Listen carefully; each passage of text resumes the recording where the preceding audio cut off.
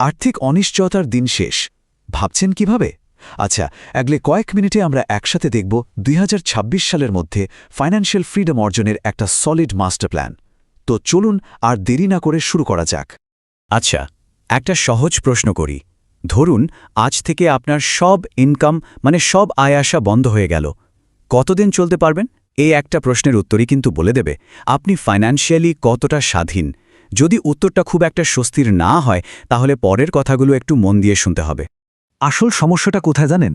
আজকের দুনিয়ায় শুধু টাকা জমানো মানে সত্যি বলতে নিজেরই ক্ষতি করা। কেন?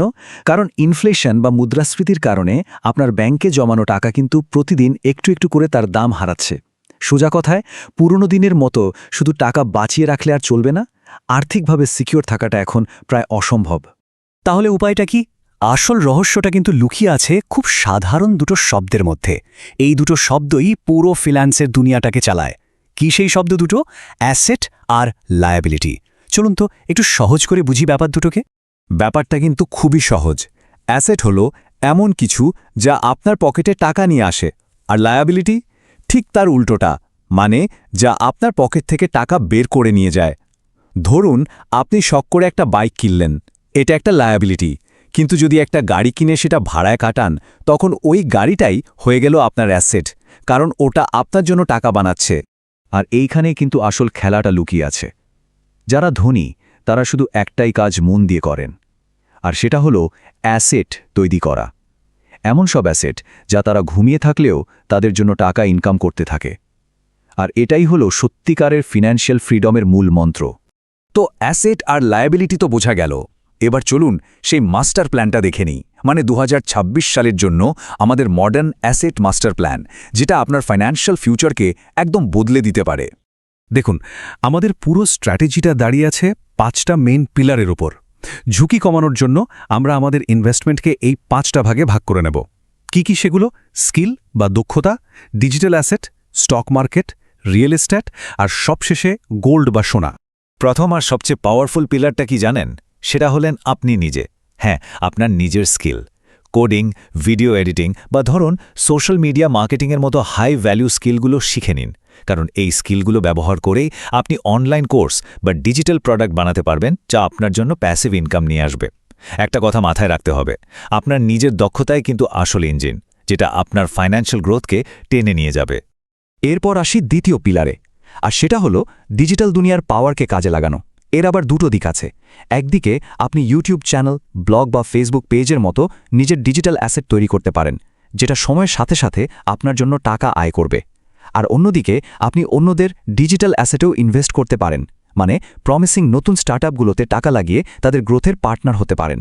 তবে হ্যাঁ, একটা কথা কিন্তু মাথায় রাখতে হবে, স্টার্টআপে ইনভেস্ট করাটা কিন্তু বেশ হাই রিস্কের একটা খেলা। তাই আপনার টোটাল ইনভেস্টমেন্টের ৫ থেকে ১০% বেশি এদিকে একদমই নয়। আর চেষ্টা করবেন টেক বা ই-কমার্সের মতো সেই সব সেক্টরেই টাকা লাগাতে যেগুলো আপনি নিজে ভালো বোঝেন।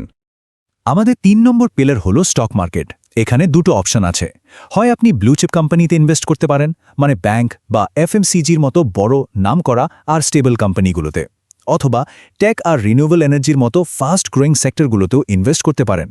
আর যদি এত রিসার্চ করার সময় না থাকে, তাহলে মিউচুয়াল ফান্ডে এসআইপি করাটা একটা দারুণ সহজ আর অটোমেটিক উপায়। ৪ নম্বর পিলারটা হলো একদম বাস্তব বা ফিজিক্যাল অ্যাসেট। যেমন ধরুন শহরের আশেপাশে হাইওয়ের কাছে জমি বা কোনো কমার্শিয়াল স্পেস, এগুলো কিন্তু খুব পাওয়ারফুল ইনভেস্টমেন্ট হতে পারে। এর সাথে সাথে হাইড্রোপনিক্স বা বায়োফ্লক ফিশ ফার্মিংয়ের মতো মডার্ন এগ্রিকালচারেও কিন্তু এখন অনেকে ইনভেস্ট করছে, আর কয়েক বছরের মধ্যে বেশ ভালো রিটার্নও পাচ্ছে। আর আমাদের লিস্টের একদম শেষে ৫ নম্বর পিলারটা হলো গোল্ড বা সোনা। এটাকে বলতে পারেন আপনার ফিন্যান্সিয়াল সেফটি নেট।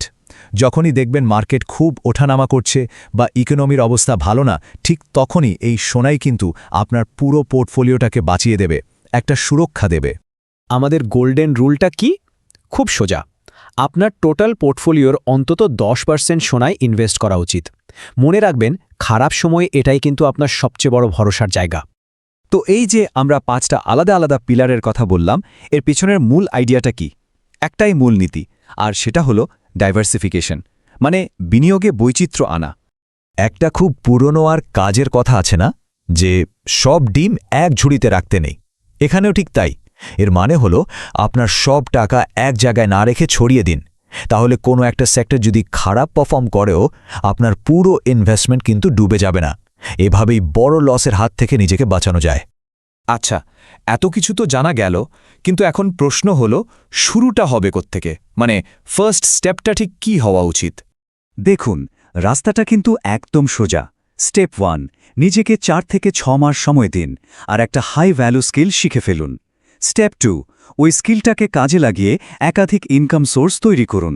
ব্যাস, এভাবে আপনি শুধু একটা স্যালারির উপর ভরসা না করে নিজের ফাইন্যান্সিয়াল ফ্রিডম নিজেই ডিজাইন করতে পারবেন।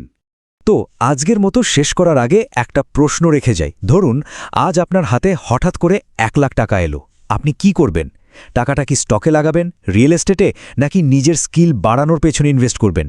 আপনার স্ট্র্যাটেজিটা কি হবে আমাদের কমেন্টে জানাতে কিন্তু ভুলবেন না।